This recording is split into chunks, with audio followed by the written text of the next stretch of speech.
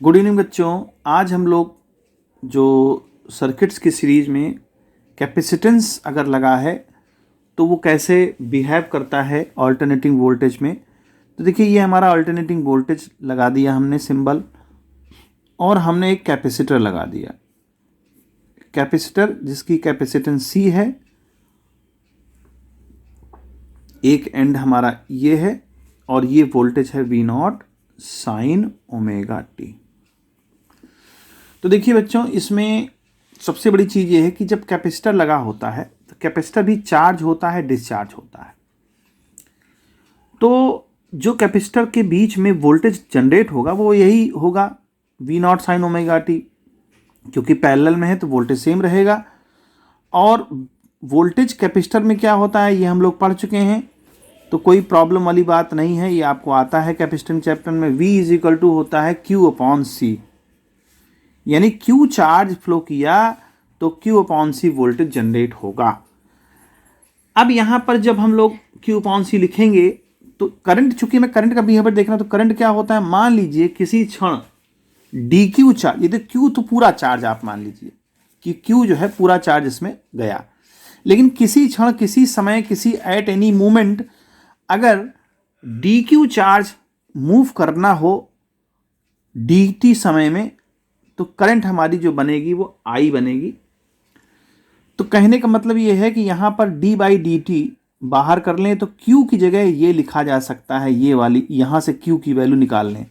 थोड़ा सा इससे पहले ये कर लीजिए, Q की वैल्यू यहाँ फाइंड कर लीजिए। तो V0 C sine omega T, यानी कि Q की वैल्यू हमने फाइंड की इस इक्वेशन से, और यहाँ पुट कर दीजिए Q की वैल्यू, तो हो जाएगा V0 C sine omega T. अब देखिए, ये पूरी टर्म का d बाई डी टी करना है। देखिए, मैथमेटिक्स यहाँ लगनी है, डिफ्रेंशिएशन करना है V0 साइन। तो V0 तो हमारा पीक वोल्टेज है, कांस्टेंट है, और C भी कांस्टेंट होता है, ये आपको मालूम है कैपेसिटर के चैप्टर में। तो d बाई डी टी किसका होगा, सिर्फ साइन ओमेगा टी का होगा। और साइन ओमेगा टी का, इसको थोड़ा सा यहाँ से लिखते हैं, साइन ओमेगा टी का होता है cos omega T, CV0 cos omega T. अब ओमेगा टी में टी का हमने किया है, यहाँ पर डी टी लिख दी। हाँ, अब यहाँ पर ओमेगा टी का, तो टी का हम लोगों ने किया, ओमेगा का फिर से करना पड़ेगा, तो वो ओमेगा क्या हो जाएगा, फिर से होगा, तो यहाँ ओमेगा लिख दीजिए छोटा सा। अब वो ओमेगा बाहर आ जाएगा, तो C omega V0 cos omega T.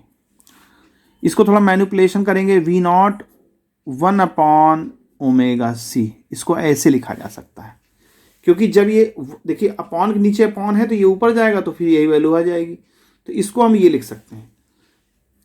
अब कॉस ओमेगा टी को वही पुराने रूल से क्या लिखा जा सकता है, साइन, चूंकि sine pi by two sine 90 plus theta. देखिए, प्लस में तो कोई दिक्कत ना है, साइन 90 प्लस थीटा होता है कॉस थीटा के, तो उसी रूल से थीटा की जगह हम लोग क्या लिख सकते हैं, ओमेगा टी। तो साइन अगर कहीं ओमेगा 90 प्लस ओमेगा टी अगर है, तो इसको लिख सकते हैं कॉस ओमेगा टी।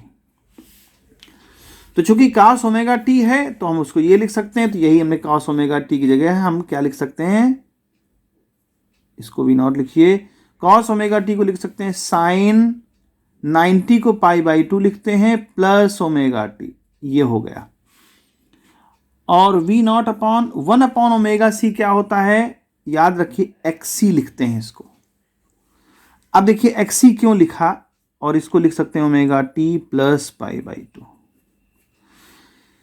देखिए, वोल्टेज के नीचे हमने आपको बताया था, वोल्टेज के नीचे जो भी चीज लिखी वो करंट होगी, सॉरी रेजिस्टेंस होगी। तो रेजिस्टेंस चूंकि कैपेसिटर का है इसलिए ओमेगा XC लिखा है, अगर इंडक्टर का था तो हम लोगों ने L लिखा था, कैपेसिटर लगा है इसलिए XC लिखा है। तो इसलिए हम ये कह सकते हैं कि XC जो वैल्यू है वो है 1 अपॉन ओमेगा C।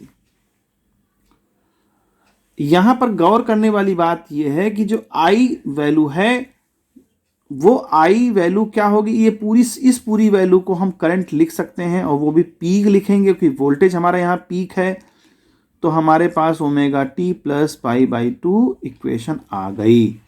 तो देखिए, ये इक्वेशन और ये इक्वेशन, दोनों में क्या डिफरेंस है? यहाँ करंट एडवांस है, यहाँ वोल्टेज पीछे है। तो हम ये कह सकते हैं ग्राफ में हम बना सकते हैं, जैसे मान लीजिए ये ग्राफ बनाया, ये वोल्टेज दिखा दिया, ये वोल्टेज दिखा दिया, और करंट एडवांस दिखा दो। तो करंट एडवांस कैसे दिखाएंगे? अभी ये वोल्टेज 0 तो करंट हमारे आगे है, हमारी पीक पे हो जाती है करंट, ऐसे करके आप दिखा सकते हैं। तो देखिए यहाँ करंट 0 है तो वोल्टेज हमारा एडवांस है। तो कहने का मतलब जब वोल्टेज 0 होता है तो 0 वोल्टेज पर ही करंट हमारी मैक्सिमम हो जाती है। कहने का मतलब 0 वोल्टेज पर नहीं हो जाती है, लेकिन जैसे स्टार्ट करेंगे तो करंट तुरंत जो है बढ़ जाएगी, तुरंत। तो इसीलिए इसको एडवांस कहते हैं। तो यहाँ करंट हमारी एडवांस में रहती है और वोल्टेज हमारा 90 डिग्री पीछे रहता है। यानी मैक्सिमम, जिस समय एक मैक्सिमम होगा और जिस समय एक मिनिमम होगा। करंट मैक्सिमम होगी तो वोल्टेज हमारा मिनिमम होगा। यानी मैक्सिमम और मिनिमम का खेल है। वोल्टेज मिनिमम है तो करंट मैक्सिमम है, और वोल्टेज हमारा मैक्सिमम है तो करंट मिनिमम नहीं, वो एडवांस चलती, π/2 आगे चलती है। इसी को हम इस तरह भी बना सकते हैं। ये हमने वोल्टेज का दिखा दिया और एडवांस में दिखा दिया करंट को, और ये जो है π/2 का फेज डिफरेंस हमारा है, और ये ω/t। तो देखिए ये करंट क्या होगा, यहाँ से अगर लेके चलेंगे तो करंट हमारी क्या बन जाएगी, π/2 प्लस ω/t, यानी पूरा एंगल ये लिया जाएगा।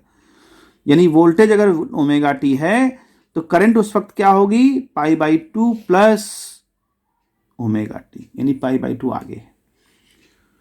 इसी तरह से थोड़ा सा और आगे बढ़ते हैं हम लोग। अब इसके बारे में विचार करते हैं कि ये क्या है। तो ओमेगा को हम जानते हैं कि 2πf लिख सकते हैं। तो XC जो है क्या लिखा जाता है, 2πf और C, यानी XC जो है, अब देखिए थोड़ा ध्यान समझिए, 2π और C तो कांस्टेंट है, यानी कि XC किस पे डिपेंड करेगा, 1/f पर।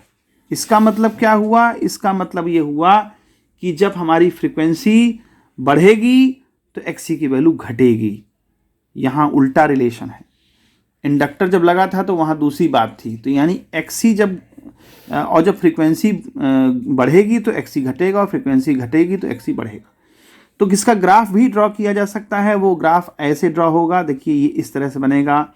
यहाँ पर XC जो है हमारा y एक्सेस में है और फ्रीक्वेंसी हमारा x एक्सेस में। देखिए फ्रीक्वेंसी जिस समय 0 है तो XC मैक्सिमम है, जिस समय फ्रीक्वेंसी हमारा हुआ आगे बढ़ने लगा तो XC की वैल्यू घटने लगी, ये घट रही है तो XC की वैल्यू घटने लगी। तो ये ग्राफ भी पूछा जा सकता है, XC जो है। अच्छा, अब DC की बात करते हैं। ये तो AC में है, अगर DC की बात करते हैं, DC में हम जानते हैं कि फ्रीक्वेंसी 0 होती है। जब फ्रीक्वेंसी 0 होगी तो उस वक्त क्या होगा, देखिए समझिए बात को। जिस समय ये फ्रीक्वेंसी 0 होगी तो XC जो है हमारा हो जाएगा 1/0, क्योंकि यहाँ अगर ये 0 वैल्यू होगा तो पूरा नीचे 0 हो जाएगा। तो 1/0 की वैल्यू क्या होती है, इन्फिनाइट। इसका मतलब ये चलेगा ही नहीं। यानी DC सप्लाई अगर कर देंगे तो XC की वैल्यू, रेजिस्टेंस इन्फिनाइट हो जाएगा। रेजिस्टेंस इन्फिनाइट होने का मतलब रेजिस्टेंस इतना ज़्यादा हो जाएगा कि करंट स्टार्ट ही नहीं होगी, क्योंकि फ्रीक्वेंसी उसमें 0 होती है DC में सप्लाई में। तो DC सप्लाई के लिए XC इन्फिनाइट हो जाएगा, यानी कि काम ही नहीं करेगा। तो इसलिए AC में ही काम करना कैपेसिटर को अच्छा रहता है, उसके लिए सुविधा रहती है। तो उम्मीद है बच्चों समझ में आया होगा, और कोई समस्या होगी तो आप लोग कमेंट सेक्शन में पूछ सकते हैं। गुड बाय बच्चों।